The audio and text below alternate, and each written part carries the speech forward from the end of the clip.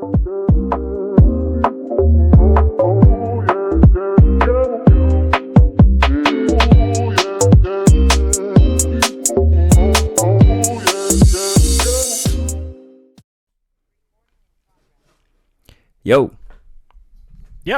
What's up, y'all? Welcome to F1 or F Off, your audio pit stop for F1 news, interviews, race reviews.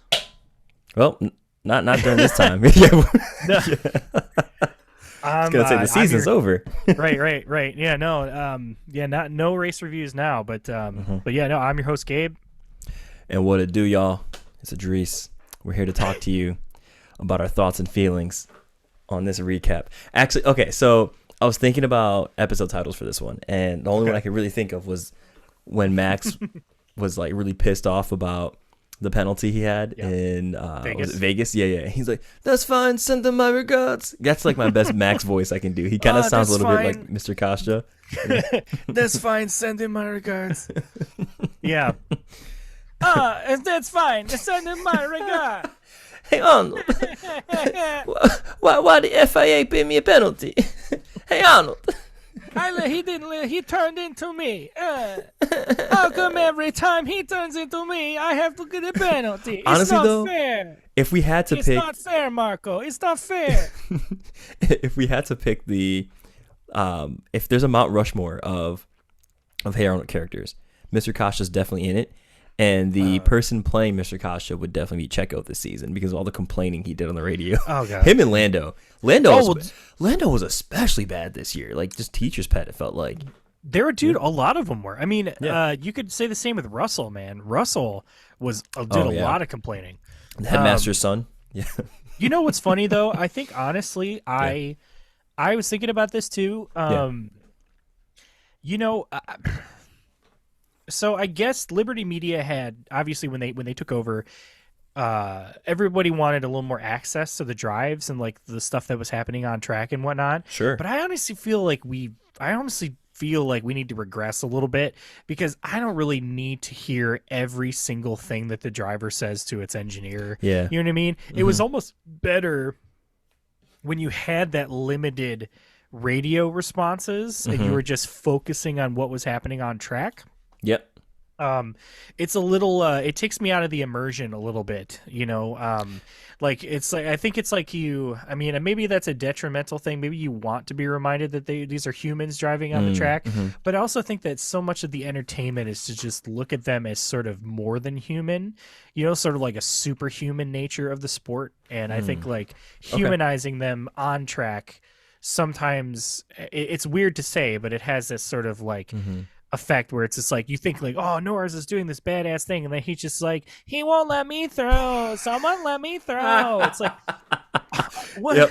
Yeah. You know? So it kind of takes like all the air out of the sails. Number one, right? Because you're like, oh man, he's just like my coworker Barb. You know, like yeah. You know. Yeah. He's just submitting a live submission of a ticket to HR right now. Like, yeah. But then on top of that too, you know, it's. I'm surprised that they actually kept with the radio messages like at the frequency at which they did for this season, right? Because of everything that happened Abu Dhabi 2021. Because I think I recall that race being like the first race up until like in my F1 watching career where I was like listening to the broadcast and I was just like, yo, like the team principals are talking directly to the director and like offering like this is what you should do, like strategy and stuff. And I was like, whoa. And then you would think that in a sense of like trying to save the face of the sport, that the governing body would be like, hey, let's pull back on that. People don't need to be hearing and seeing all that kind of stuff, right? Because every sports organization and how it's run and how the rules are applied has skeletons in their closet, whether it's NBA, NFL, whatever it is, right? I'm with you. I'm surprised that we got so much this year. But you know, that's how we got a really cool Max diss. Like, send them my regards. Send them my regards. Here's a question for you because you're more privy to soccer or, you know, Euro football. Football. Do you think there's a parallel between like football players who like trip and over dramatize their accidents or their tackles to like Yeah. try and get a penalty, and F1 drivers who are, let's be honest, mostly European, Hmm. and like exacerbating the like things that happen to them on track in order to try and get a penalty. Mm. Do you think there's like a parallel somewhere there? So what you're asking is, are Europeans in general just natural thespians? Are they really good at acting? To which my response is, I guess they all had theater class in primary school. But no, I don't know. I mean, I think at any sport, any peak level of sport, you're going to do some things that will help you, will give you any kind of advantage or benefit, right? Not just based on like your raw talent and merit, but like, oh, if I call attention to the thing that is, I guess, impacting me as far as me being able to get like the best result I can get, I can potentially get that better result even more quickly. You know what I mean? So I don't know. I think it's just something that athletes do, especially at high levels. So Yeah, I mean, because it does seem like there's a lot of catastrophizing in certain moments. That's like, it doesn't need to be like it. Calm yeah, down, you know. yeah. But one last little note on that specifically, though. Lauren was been catching up on Drive to Survive with me, so we're on the 2021 season. We got to the episode with Monza, right? And Oh man. before that, it was the episode where Silverstone happened and Max had that big crash, right? Yes. And Horner's just like, they almost killed our driver. Oh, that's unacceptable, Yeah. And like, oh, he should be expelled from the sport. And like, they were just going really intense with it, Yeah. right? And then Max like drives over Lewis. And then Dude. he gets out the car and he's just like, that's what you get for not letting any room. Yeah. And it, like, Yeah. I was like, what? Yeah. Yeah. What? If the halo Like, had not been there, that would have been a wildly like, different conversation. You want to that talk day. about it? Like, Yeah. yeah. I mean, that was just like that. I forgot about that. I forget. Talk about drama. Talk about Yeah. thespian acting. Like Christian Horner. I swear, he could be on Broadway with some of his performances. I mean, it's insane. It's Yeah. absolutely nuts. But I mean, maybe he looked at his wife and was like, you know what? I think we can do the Spice Girls, but in You- F1. you were pretty good in Spice Girls, So for those especially that are, when the bus jumped over the bridge and. I recently watched that maybe like 2-3 years back. It holds up. It holds up, y'all. Oh, I'm For sure it's fun. those- I haven't seen it in a while yet. For the uninitiated, Christian Horner, team principal of Red Bull, is married to Jerry Halliwell. She is formerly of the Spice Girls. You may know her of the name Ginger Spice. Yeah, so that's that connection there. Yeah. Everybody had their. It's like everybody has their favorite Spice Girl. It's like everybody has a Harry Potter house And a favorite Power Ranger. and a favorite Power Ranger, and apparently like a And Ninja color of Turtle. lightsaber. Yeah, favorite. So, but anyway, let's scooch on over to the season. Let's talk about the big picture. What was the season as a whole? Summing it up. So if you've been sleeping under a rock, this is news. But Max Verstappen, he won this year. What? Wait a minute. Are we sure? Are we sure about that? Slightly. You sure about that? Yeah. No, that was good. That was a good reference. No, he won a while ago, and He did. the drivers' championship was dead for a good while there. But do you remember? Actually, before we get into do you remember? I was today years old when I go into that. So Checo got second in the drivers' championship, and Red Bull won your constructors' championship. So that means Red Bull and Red Bull affiliated drivers just like swept up, right? They got everything they could. But this kind of takes us back into this biggest surprise of the season section here, where we're just gonna go through and give our thoughts and I don't know, maybe give some hot sizzling fajitas about why we think things went down. Why things went down the way we think they did. Right. Do you remember when Checo was only 6 points behind Max at the beginning of the season?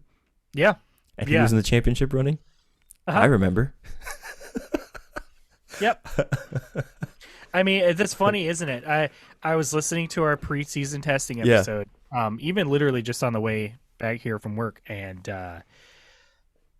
Yeah, we were talking about like, oh, like, if Checo just gets like one, a couple of solid punches in there right away, Max might be sweating. I mean, but what was funny? Okay, so here's the thing.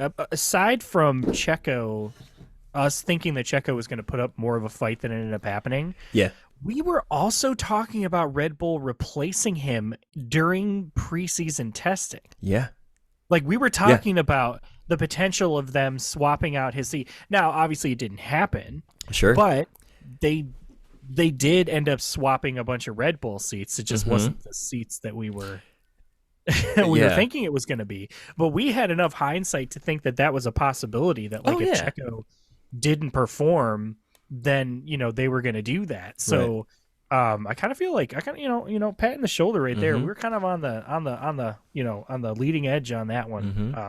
Although I don't remember, I don't know, maybe everybody was saying it. Who knows? But Yeah. Well, yeah, I do remember there being buzz about everyone just thinking like, oh, Checo better do it. yeah, Checo has to perform this year in a really significant way, or it's quite possible Danny Rick comes in, right? Right. And I mean, Danny Rick is still there, right? Like it's, Yeah. he he's within, he's on AlphaTauri now, but he's still within the Red Bull family, and I would not be surprised if just that specter or the ghost of Danny Rick is always hanging over seat number 2 at Red Bull. Like Yeah. that would be silly not to. This is a high performance sport. You need to have results, and you need to show your worth every single time, right? Like, Hmm. and the same would be true if Max were in Checo's position, right? Like, imagine if Checo had won this year and like Max had just imploded this season, right? And had another implosion next season. It'd be the same thing, right? It only takes like 1 or 2 bad years before people start looking at you left, right? Right. Um, if granted, if you're in a championship winning car, if you're in a really good car, right? I mean, if you're in a Right. bad car, then Right. that's just not Which entirely true, because you see how Haas treats their drivers. Anyways, yeah. um, Yeah. Um, yeah. Well, and it's funny too to think about how Checo is technically he's technically like this, I think the second best teammate that um that Max Max has has had. had in Red Bull, because I think the first was like, technically him and Danny Ricciardo were really pretty close. Yeah, they were much Um, closer than yeah. yeah, because like Danny was still, or Ricciardo was still winning kind of races with Mm-hmm. the Max era. I think he just realized that um he realized that Max was the golden boy, and Yeah. so there was no room for him. Right. And I think I understand. You understand that like Danny is a person who he doesn't want to be second fiddle. Nobody does. You know what I mean? Unless you're, well, I don't know. Unless you have ambitions to do other things other than F1, and Sure. this is just the thing that you're doing currently. Mm-hmm. Um, but yeah, he just chews through some teammates, and I think it's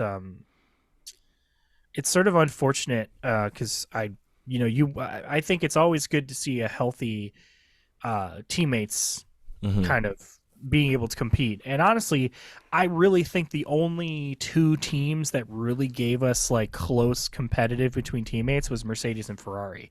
Yeah. Maybe Yeah. Alpine, but like Stroll is down. It was like Aston Martin was being carried by Alonso. Checo was sort of there, but then like just completely fell off the face of the planet Yeah. after a while. Even with Haas, like you just had Hulkenberg was just like beating Magnussen basically every Well, time. what was that about, by the way? I was very surprised about that Isn't this that season. surprising? Very Yeah. surprising. Yeah. Because Magnussen has a longer history with Haas, but yeah, I don't know. I feel like Magnussen is um it's funny. I don't.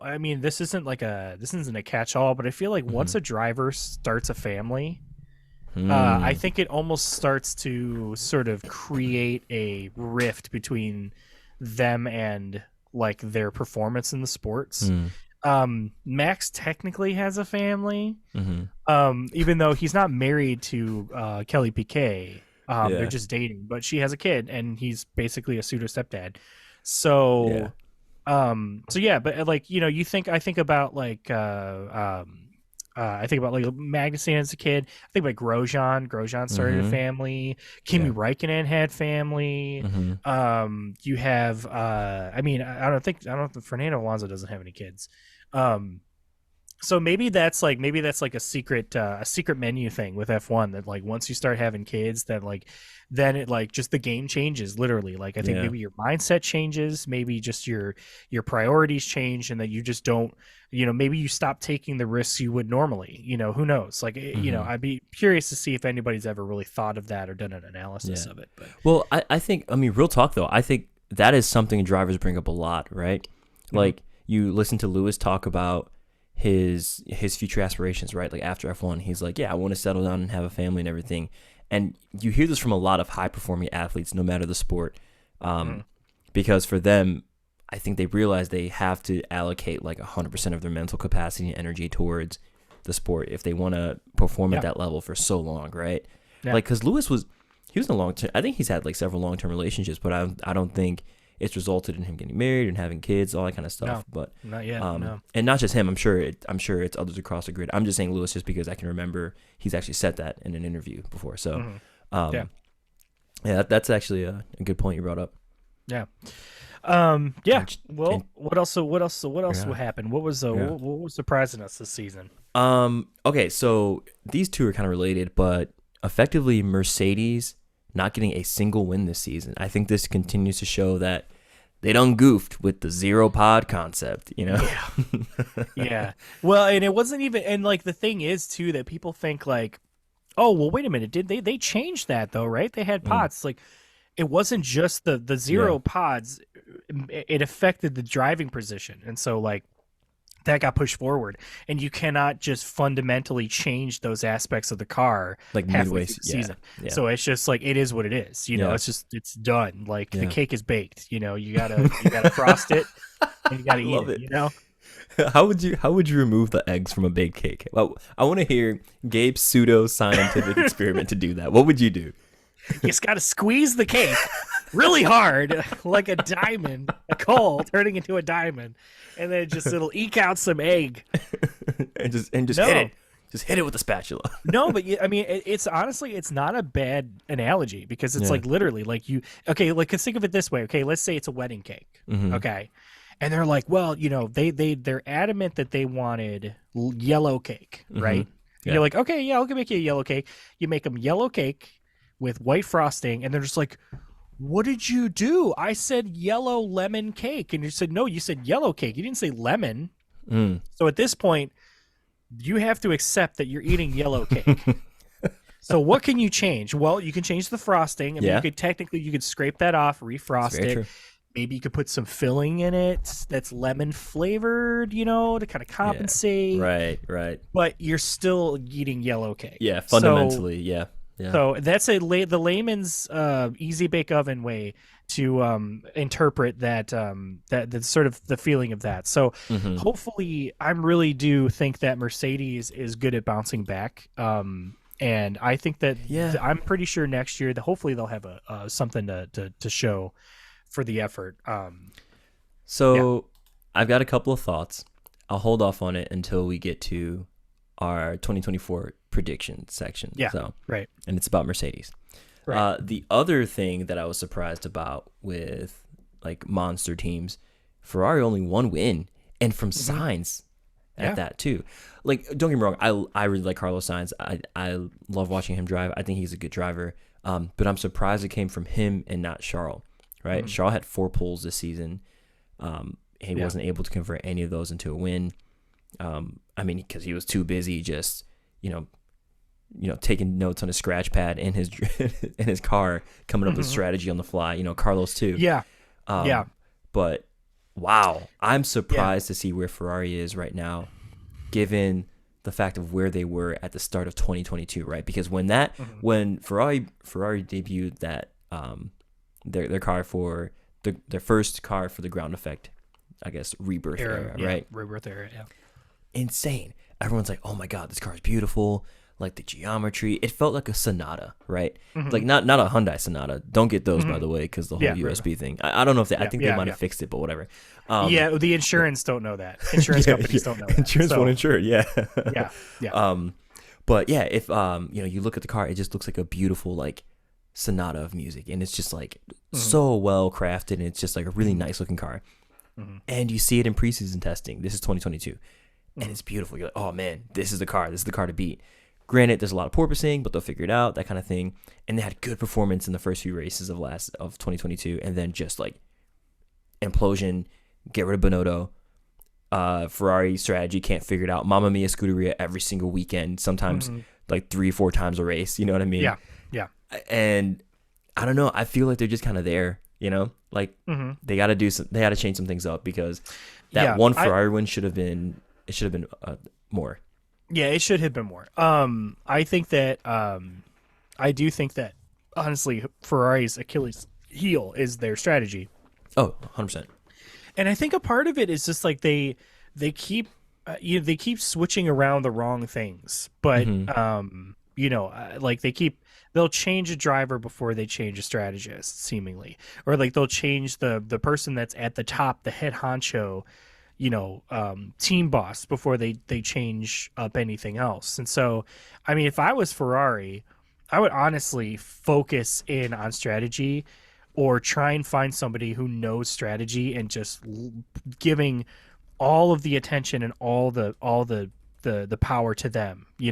Like I was just listening to Beyond the Grid with the Bernie Collins episode, and she eats, sleeps and breathes strategy. Like it's like the thing that like she had to learn to love it, because apparently she was an engineer at first, and so her brain was trained to like always have the right answers. But when you go into strategy, you have to factor in variables and predictions, and like there's all sorts of things that like can go wrong and can change. But she came to understand that, and she sort of like kind of it became part of her. And so Ferrari needs somebody else, I think, that can really sort of mix that up, because it's just not working for them. They keep making the wrong calls, and I think it's because they're kind of stuck.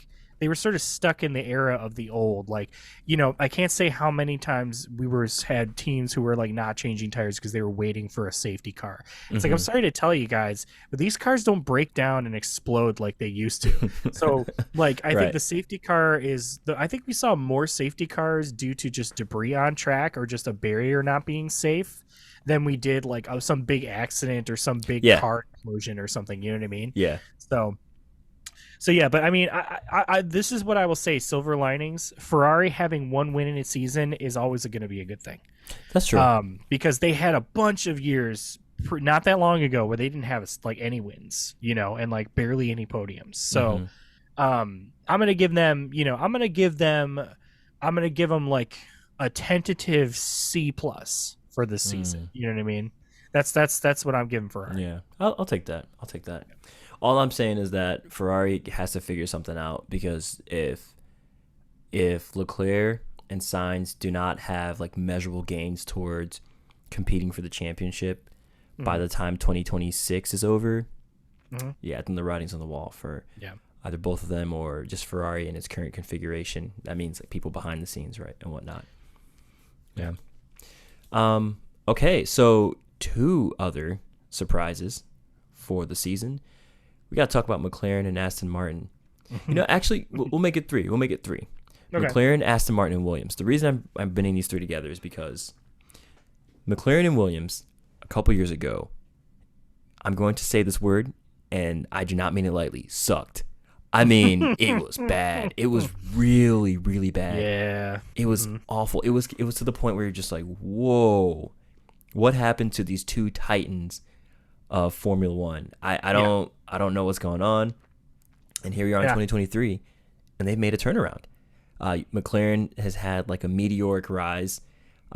We actually see it in some of the data. We'll be doing some data analysis, but we see it in some of the data we already run.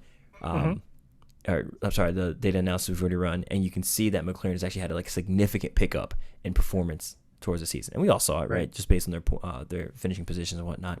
And Williams has been doing really well with their qualifying, right? Their straight line speed is really something, nothing to scoff at. Especially with Alex Albon, he's really taken that. He's taken the car by the scruff and just like dragging it around, and it's excellent to see. Right. Reason I put Aston Martin in that group is you see a very similar thing with them, where it started off really hot, like a shooting star, and just fizzled out completely, right? And then your boy Alonso definitely needs to go to a chiropractor because that lower back must be sore from all the heavy lifting he was doing. Because my God, what the hell?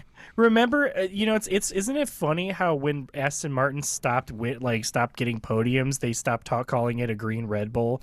Like, remember when they were like trying to say that, like when it was Yes. trying to get it to Yes. catch on, like it's a green Red Bull. Yeah. And I remember at the time I was like, no, it's not. Like, What are you talking about? Yeah. And it's just because Red Bull was trying to they're trying to play mind games early. It's just what they do. It's Christian Horner. No, it is funny. I mean, but see, that's the thing that's interesting about Formula One. It's like it ebbs and flows. It changes. Yeah. And I that's what kind of makes it exciting. It's just that you want to see those ebbs and flows at the top, Yeah. the very top, and not in the midfield, which is what's happening. We're seeing those ebbs and flows in the middle. We're not seeing it at the top of the tippy top. It used to be like Williams versus Ferrari, or Mercedes versus McLaren, or or whatever. It's like it was a ebb and flow of who was going to be on top. But now it's just like just below top. It's like there's one team that's on the top dominating everybody, and then everything. It's just a fight for the best of the rest. Yeah. And it's not as exciting. It's not as compelling, because you want to focus on who's the best, not who's doing really well. Right. I So. think perfect case in point was when Tsunoda was leading Abu Dhabi for a few laps, right?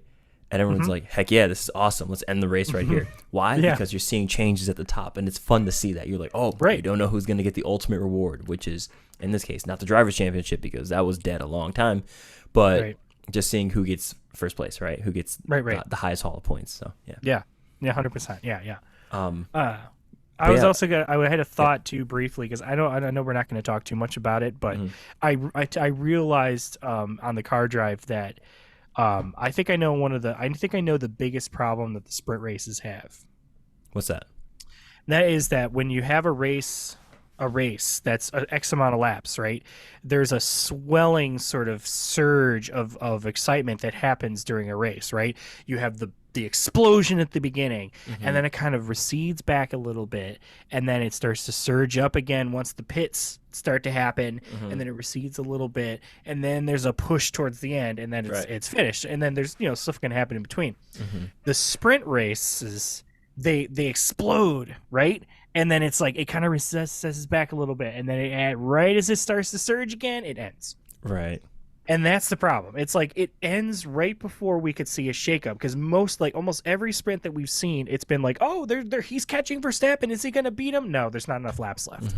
You know what I mean? And that's where I think the sprint race has a problem. It's that it's boring most of the time, because it doesn't matter that they're using low fuel. It doesn't matter that they don't have to worry about their tires. What matters is that the person who's catching the other people, the race that's actually happened, it doesn't happen over a few laps. Yeah. It happens over an hour or more of slow progress. You know? Yeah. But yeah, so I mean, talking about ebbing and flowing, like swashing back and forth.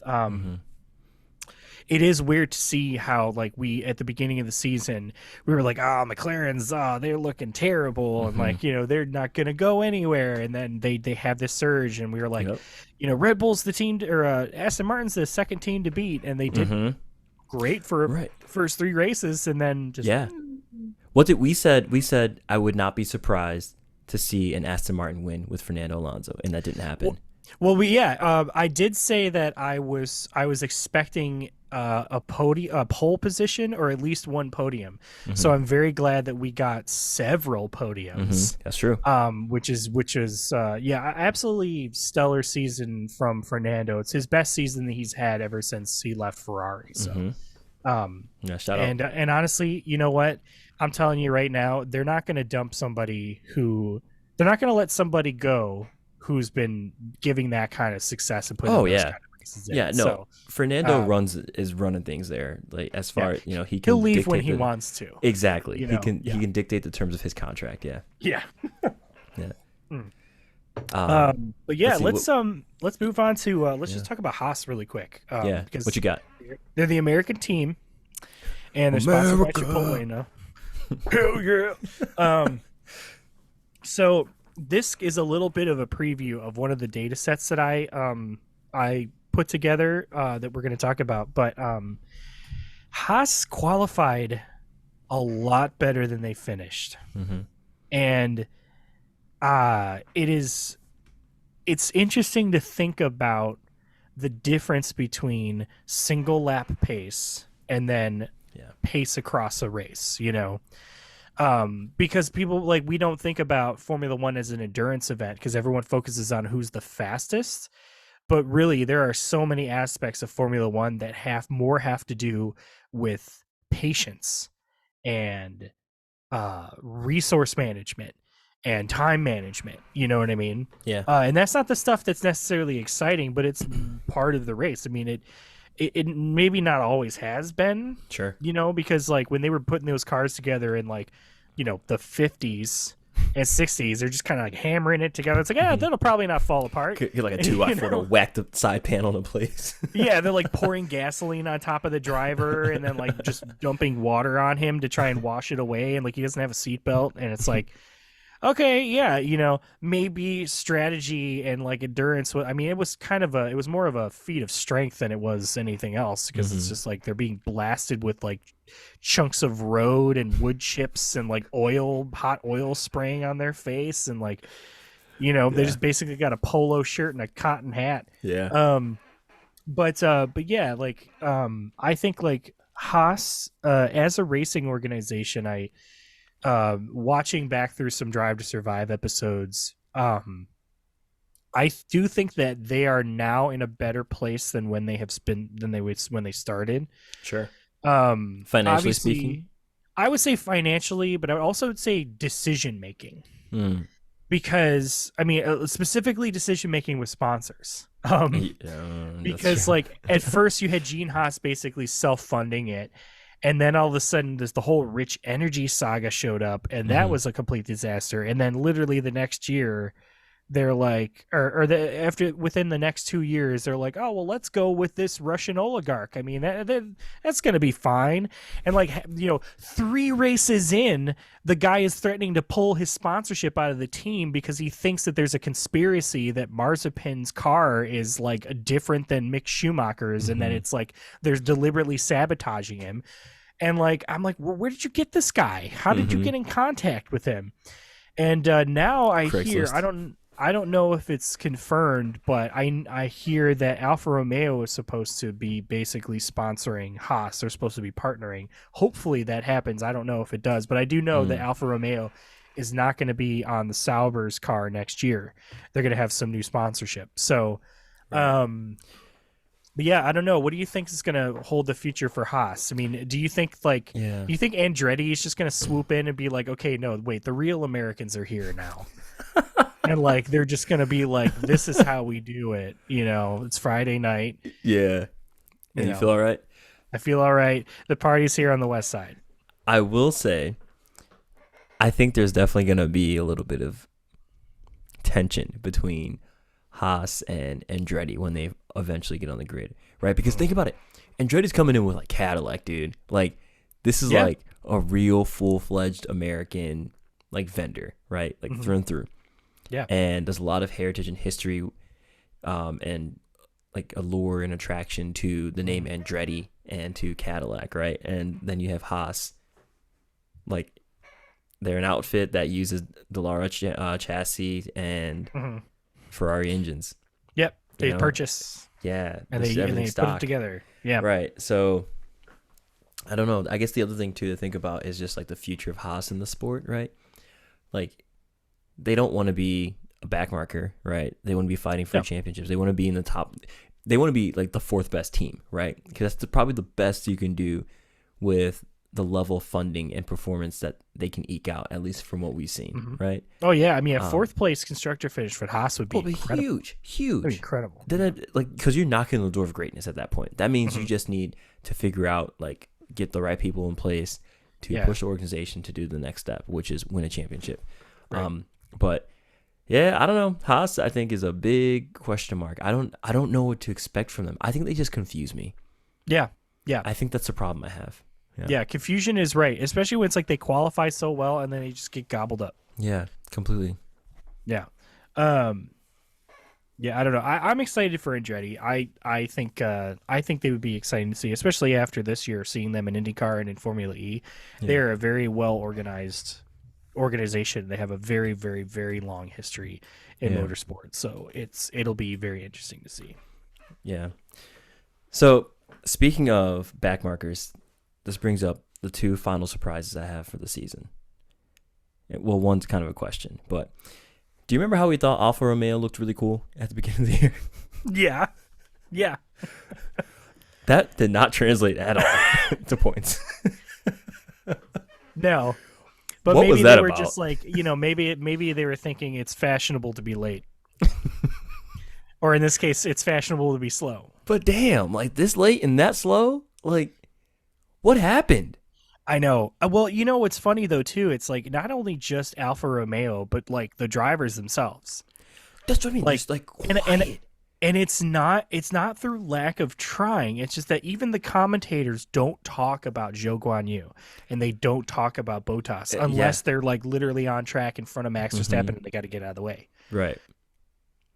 I don't know, man. I mean, even Zhou Guanyu last year, he had that big accident, and so people like remembered that he was there. And I know that off track, like he's a really personable guy, and he's like a huge fashion icon, and that's awesome. Mm-hmm. But on track, like Bottas just, kicked his ass, man. Yeah. And yeah, I don't know. They were vanished. I mean, even Alpine kind of not really there. I mean, they had that one clash in Australia where they came together, and that was big. That was bad. I think Ocon had like some couple high finishes, but also he had a bunch of DNFs. They were really just nowhere to be found, and you kind of get that every season. You get like one or two teams that are just kind of there, and like they're just almost like filler. Like they're not really doing anything that's like, really interesting. But I always look at it as they're sort of their building period. They're kind of just figuring things out still. They're not taking a huge amount of risks. They're just kind of seeing what opportunities they can get. So, but yeah, and then AlphaTauri on track kind of vanished, but outside of the track they did not vanish. Man, that was the loudest team, man. Oh my god. What? Yeah. Yeah. It wasn't like do we okay, just to make sure. We all recall that there have been 4 drivers for AlphaTauri this season, right? Like we're all on the same page about that? Okay, cool. I'm just like do we making remember sure. the first guy, right? Nick DeVries? Or has he just disappeared from our collective memory? Dude, he got banished to the Shadow Realm, dude. Like it's just been hush. Yeah. It's been so quiet. I mean, granted, he did just get picked up for I think World Endurance car. Oh no, he was back in Formula E. Was it Formula E? Yeah. Why Mick am I thinking Schumacher is racing in WEC. Thank you. Yeah. But yeah, that's good news from him. But then after Nick got the boot, they brought in Danny, and then Danny broke his hands, and then they and like, then Liam oh my Lawson god, showed up. Yeah. Right? Just insane. And then Liam Lawson got one more point than Logan Sargent did. Yeah. In the entire year, he also got more points than Nick DeVries did, which was 0. Yeah. So Nick like DeVries, says a lot about that. I mean, you could make the argument that he did not have enough time to cook, as the kids say, and and I mean that's probably true.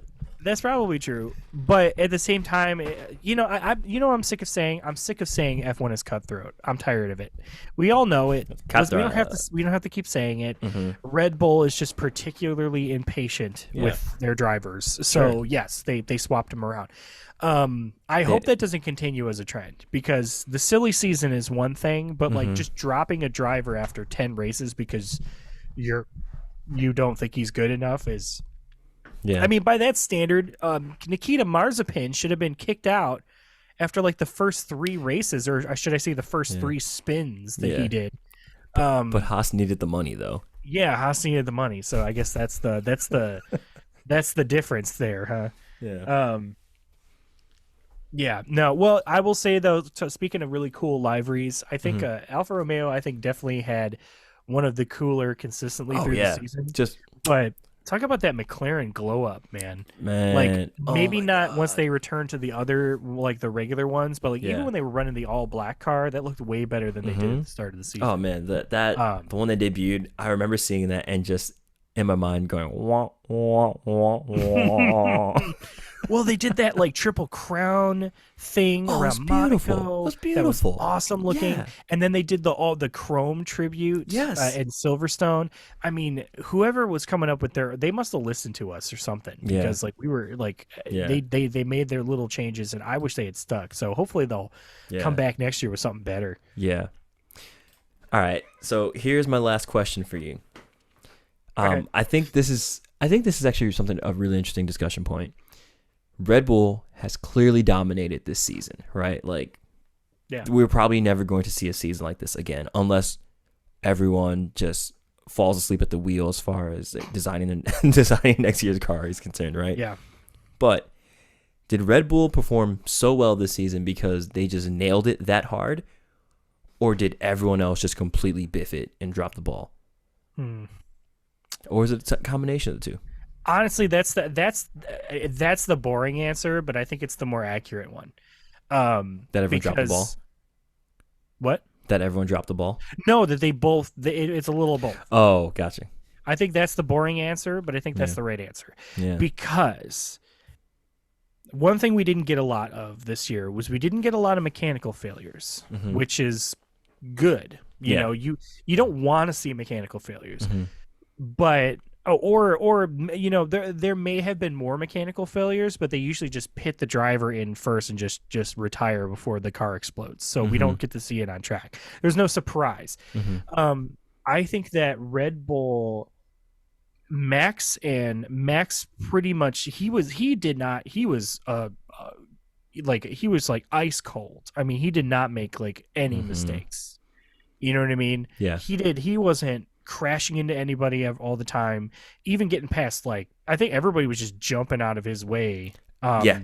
for back markers.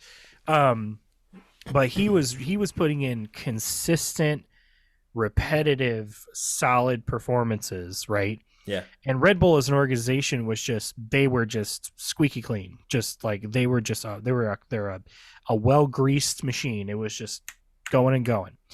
And I think that everybody else on the grid, I think either they didn't get it right with their car, like Mercedes, right? Or they kept screwing up strategy with like, you know, Carlos and Ferrari and Leclerc, or they had like, you know, one golden boy who was like just carrying all the points and all the Mhm. performance, and like Sure. one guy that was just not carrying his weight, Yep. which was Albon and Williams, Alonso and Aston Martin, and kind of Hulkenberg and Haas a little bit. Hmm. So I think that the teams didn't I don't think they got I think that people didn't expect this season. I don't think they expected Red Bull to take another leap forward as much as they did. So I think that it could have been in a situation where they thought, well, they had the penalty, so we don't like, you know, we don't have to like fixate so much on that portion because they'll be like they're going to be behind a little bit because of it. And Red Bull came out and they're just like, nah, it didn't bother us, and then they just like catapulted forward. So there's also this talk about a loophole in the arrow that was causing a lot of problems because we went from 50% ground downforce reduction in 2021 Mhm. to 20% in 2022, and now it's up to like 35 and 40% again from this year. And part of that was they were on the winglets on the sides of the wings and on Yeah. the back of the wings, they're creating vortices, Right. which are creating disturbed air, which is what they were supposed to be getting rid of to make it easier for people to follow behind. And now, like, because they have this loophole with those vortices, they like everybody's tires are overheating. Nobody can pass each other because they're scrubbing around behind each other. So And I think the frustrating part about all of that is that the FIA is not going to try and do anything to close the loophole until 2026, which is frustrating because that just opens the door for Max to continue to dominate unless somebody else figures it out. Exploits it, yeah. And I think, and this is my prediction, at least for next year, this is one of them. I'm going to say it just right here because it's relevant. There's going to be at least one team on the grid that's going to pull a Racing Point pink Mercedes and just like Red Bull? copy Red Bull. Yeah. I guarantee you. Absolutely. I guarantee you. Even though Red Bull's like, well, you can copy us, but you got to know how it works. It's like, I'm sure they'll figure it out. You know, if you trace a piece of paper, you know, design on a thing and, you know, it looks like the other one, like, you know, it'll happen. I'm just saying it right now. Somebody is going to they're going to copy them directly, or it's going to be so similar that it's like riding that line about whether it's legal or not. Yeah. So who would you tag as being the culprit? who you calling out right now? I mean, hey, Racing Point did it, so Aston Martin might want to pull that trick again. They got some success when they did it last time. I could also imagine Alpine doing something like that similarly, just because they kind of want to like get out of the like midfield static zone and try and like shake things up. You know, they are in purgatory. That is exactly right. I keep forgetting that Gasly and Ocon are still out there. Honestly, what do you think? What are your thoughts on that? I think that's a really good assessment, and I agree. I think some teams were probably caught sleeping at the wheel. I think some teams were expecting the penalty to have a harsher impact, and the degree of the penalty, I think, is something that can be debated, right? Whether or not the reduction in CFD hours or wind tunnel hours, right, was enough, right? We've talked about this before, you and I, like off the pod. Penalty probably should have been way harsher, right? Because if you want to show people, hey, do not do this. This is why you will not do this, because Red Bull just lost all their points from last season, or you know what I mean. That's clear. I think that's like way too harsh of a penalty. But you need to let people know you can't cheat, right? Or even if it's not cheating, even if it's accidental, it's like, hey, there's a penalty for that, you know. Right.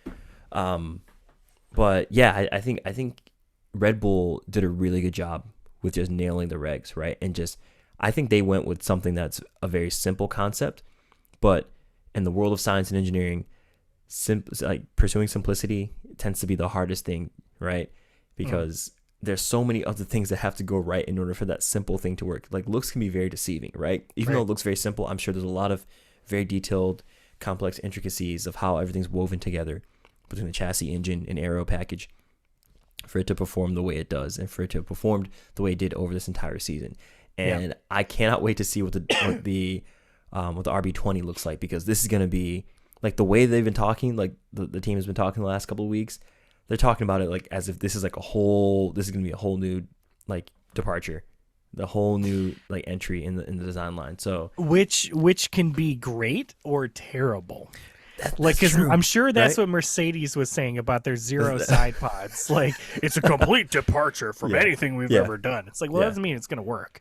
That's true. That's true. You know, so yeah, I mean, I just think that the fact that Red Bull openly stated that they stopped working on this car like before the summer break with like upgrades and everything, like, man, that's a sign that it's all hands on deck for this bold, season. Man. Yeah. That is bold. So that is some Riz right there. That is a lot of Riz. That is a lot of Riz. Which is interesting because with the RB19, they put that, I'm sorry, the RB, it was the 18B, right? That's what won the, no, sorry. Yeah, 18B. RB18, I'm sorry. The car they had for 2022, right? They started working on that, like, I think literally like right before summer break or right after summer break. They said the timeline on that was like 3 to 4 months from articles of what I might be off a little bit on the timeline, but they said the design window for that development window was very short, much shorter than they had for other cars. And then look at how it dominated in 22, right? Right. And yeah, you're right. It could be the flip side where they are working on the 2024 car a lot longer and it just bloop, just inverts. And yeah, Well, You know. I heard something. I don't remember where I saw this. I thought it was like an article, but I think the FIA was toying with the idea of restricting teams from being able to work on the development of their next year's car Hmm. at until a certain threshold. Yeah. Like basically to prevent like a team from like working on a car for like 3 years and spending all this development money Hmm. on the car for three Right. years and then getting all the money to develop it further. I Right. think that's like a cost saving thing, but also like a way to sort of kind of help shore up Yeah. the That's competition, that's right? parody. Yeah. Because it's Exactly. like, Haas can't afford to develop a car for 3 years while they're also running an F1 team. Hmm. Mercedes can afford to do it. Ferrari could just spend their legacy money on it. You know what I mean? Like there's smaller teams that can't afford to do that. They have to develop what they can when they can. Hmm. And so I think that was a suggestion that I'd heard that they were talking about. I forget where. Maybe it was like the race or something. I was like, well, I was listening to a video on there, but I think that I feel like that's fair. Hmm. I hope that that gets implemented as another cost saving measure and sort of like leveling of the playing Yeah. field. I also I feel agree. like it might be kind of tough to enforce though, Yeah. unless like you have spies in the organizations that are able to tattle on you. You know what I mean? Like, Yeah. maybe there's something where they have to submit the plans in a certain time frame. They're not allowed to submit them beforehand, Right. or I mean, who knows? I don't Yeah. know how they would implement that, Hmm. but No, I agree. I think that's I a guess we'll see how that yeah. ends up working out. But No, I agree. I think that's actually a really good move. Um, yeah, because as an engineer, I hate being told or asked, "Hey, what would you do if you had infinite money and infinite time?" It's like I don't know. Like even as an artist, right? Like as an Mhm. artist or a scientist or anyone who's creating something, right? It is much better to have a like a time limit, a restriction, right, of resources, whether that's materials and money and time, right? Because that Mhm. lets you that kind of forces your mind into a certain zone, and you're like, okay, if I have wood and I have a saw and I have $20 and I need to make a chair out of this, how can Yeah. I do it? You know what I mean? Right. That's much better than like, okay, I need then a design description saying like, or design prompt, sorry, I need a chair or something that I can sit on. The Mhm. material can be anything, and I need it to make me a sandwich. Like that's like it's a bit too open ended. Yeah. Yeah. It's not as easy as the other problem, right? So Right. Yeah. No, 100%. I agree. yeah. Okay, so real quick, because I know we want to get into some of the news and some details on the upcoming episodes. Mm. Um, what are some guesses that you have or predictions you have for next season? Or Uh how do you think it's gonna shake out? well, like I said, I think somebody's going to copy Red Bull verbatim. Mm-hmm. Um and I think Red Bull's going to make a whole thing about it. I think that I honestly think that we're going to see more wild mid-season driver switches. Um, Really? yes, because I Hmm. think that Red Bull cracked the seal on that. And it will You know probably be what? more Red Mm. Bull that'll probably do it. Either they're going to drop Checo, unless Checo has a stellar season coming out the gate and just consistent podium finishes, Mm-hmm. and consistent or and some race wins in it that are not just like a fluke thing or like an every once in a while with some DNFs in there. Yeah. I think they're probably going to replace him. I would say yeah, Checo has like one more year to I think make a Make a statement at case. Red Yeah. Bull Yeah. before he gets dropped or leaves and goes somewhere else. Charles Leclerc, well, we'll see. We'll talk about it a little bit later, but um, I hope he doesn't have another abysmal season. But I just at this point, I feel like he's going to because I just don't see Ferrari changing for the better anytime soon. Um, and I honestly do feel like at this point, I think that it's important to remember that yes, Max Verstappen dominated the season, as Mm-hmm. in he won the season, but do not forget that later on in the season, the gaps that Max was pulling at the front of the field was not like 14, 18, 20 seconds by himself. It was more like 6, 5, 7. minutes or 7 seconds. You know what I mean? 7 minutes. Minutes. You know, um, and I think that's an important thing to keep in mind. And like you see how quickly McLaren was able to figure it out. Mm-hmm. You know what I mean? And I think that that's a sign of things to come. I think it's a sign that like they're on the right track. Mm-hmm. I think McLaren is on the right track of figuring this out. Mm-hmm. And here's the other thing to think about too. We know the regulations are not changing. That's true. So we're not getting more variables coming in that are going to mix this up. So we know that fundamentally the same rules apply. And so therefore what worked last year should work this year. And obviously everyone wants to innovate and they want to change and they want to improve. Mm-hmm. But I think that the best thing that you can really do, like think about it this way, Red Bull was like this far ahead of everybody else, right? Yeah. So if you copy them and you're here, then like the incremental change and difference is probably not going to be that far, because I can't imagine McLaren or Red Bull leaping another same amount of distance forward. You know what I mean? Right. There's got to be a ceiling on this. You know what I mean? There's got to be a ceiling on these regulations to where they would have to really stretch out into cheating territory before they make them any faster. You know what I mean? Right. And I could be wrong about that. Yeah.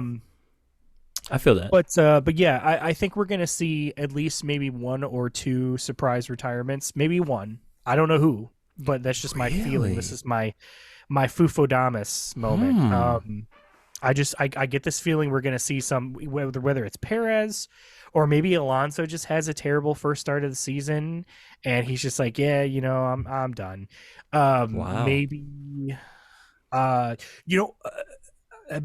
hey, you know, on the flip side, maybe Seb announces he's coming back.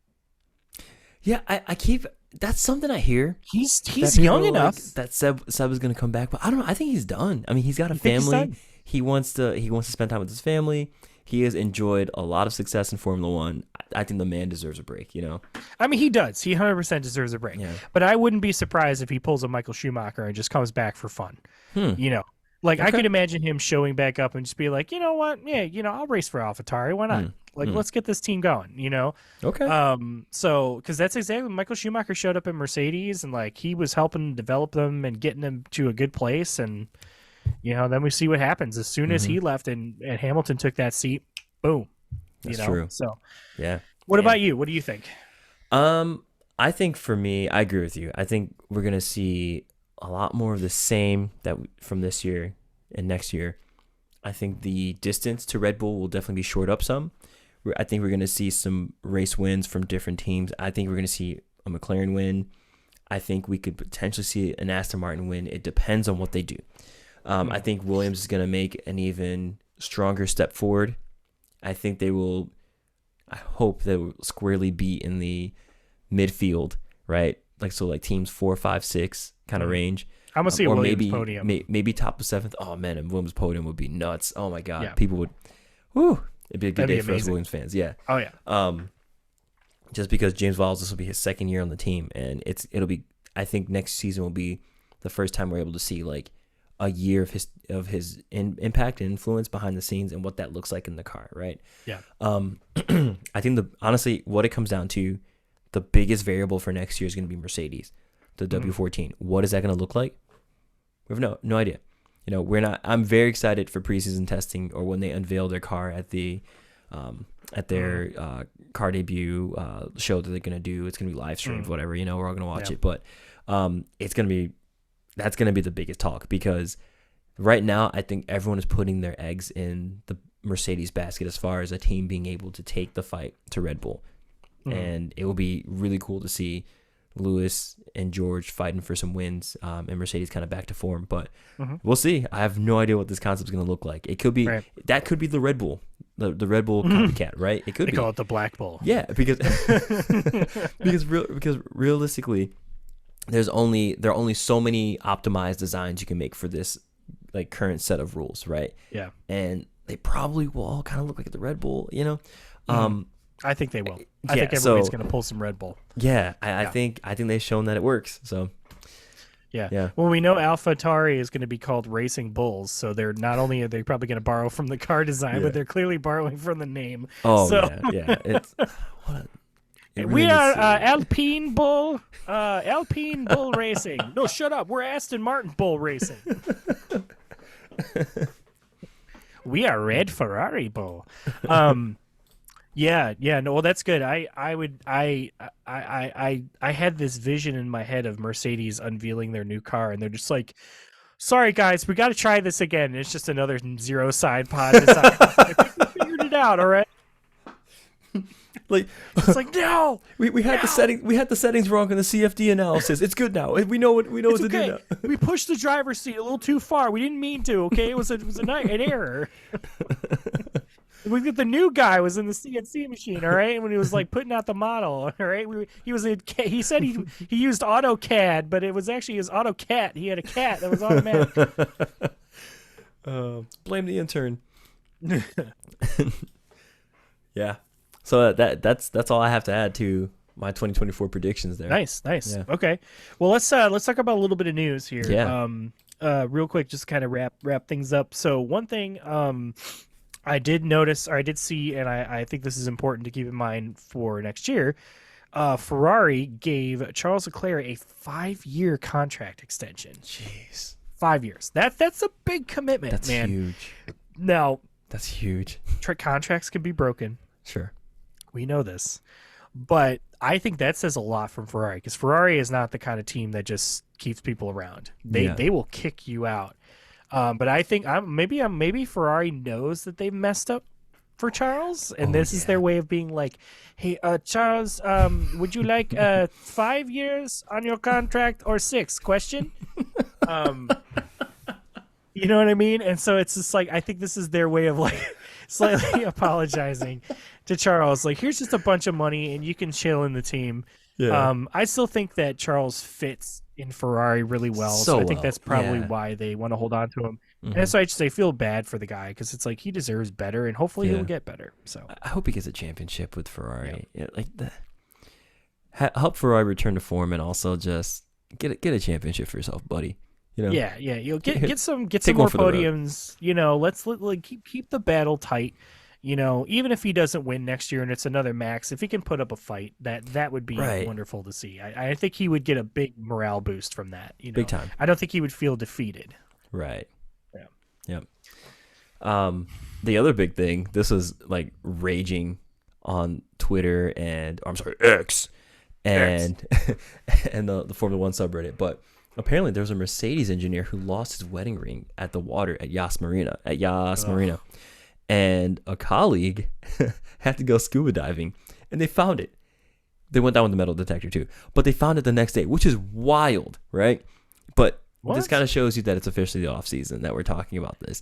I know, went down there with scuba gear and a metal detector and was able to find this thing. Like, that's wild. Okay. Dope. I mean, it looked like it was right next to the pier, so I can't imagine it's too deep there, and it might have got maybe it got caught in some rocks underneath or something like that, you know. So, but yeah, that's a pretty cool off-season story.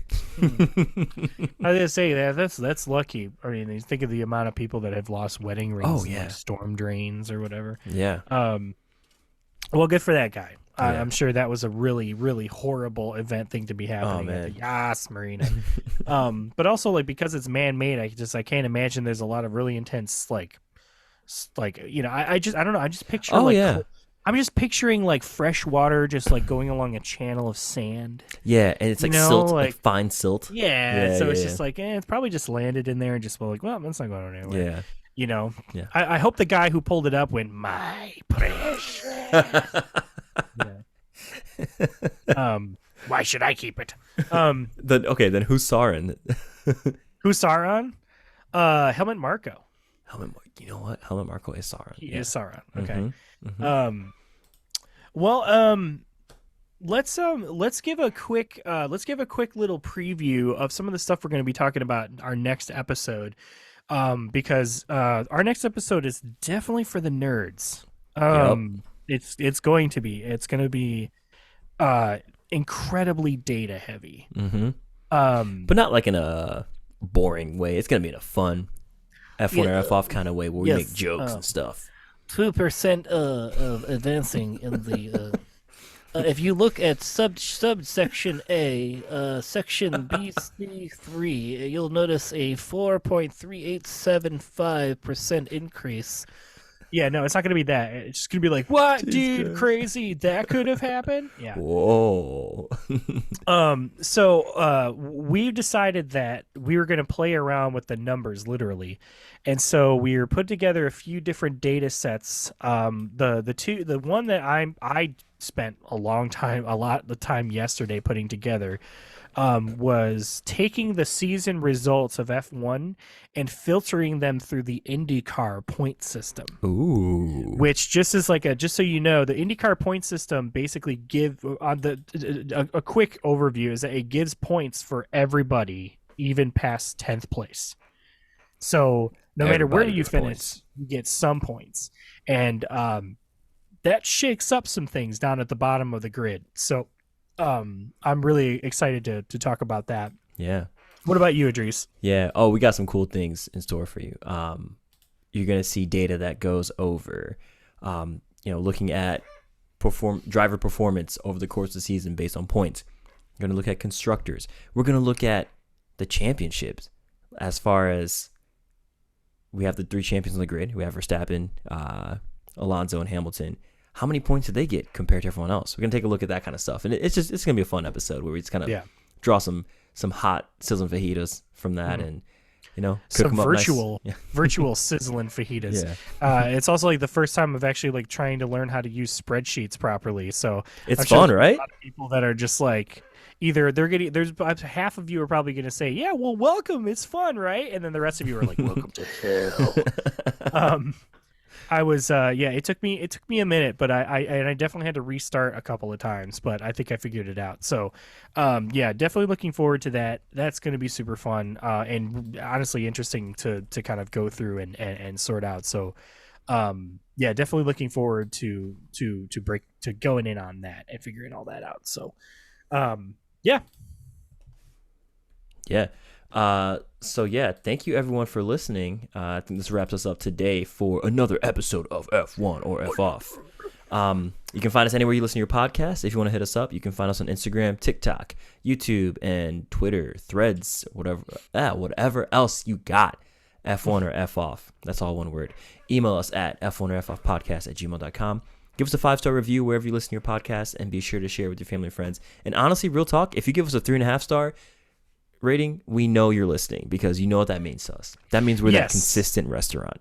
That's what we want. We want that 3.5. We always give you that good food. we're saying this for the joke, but in reality, give us 5 stars, please. 3.5 stars. People will be like, I don't know if I want to listen to this podcast. It's kind of we may have doomed ourselves. So maybe we should just make sure you bump it to a 5-star at some point if you can. So that would be great. Yeah, you know what to do. But ciao. Ciao.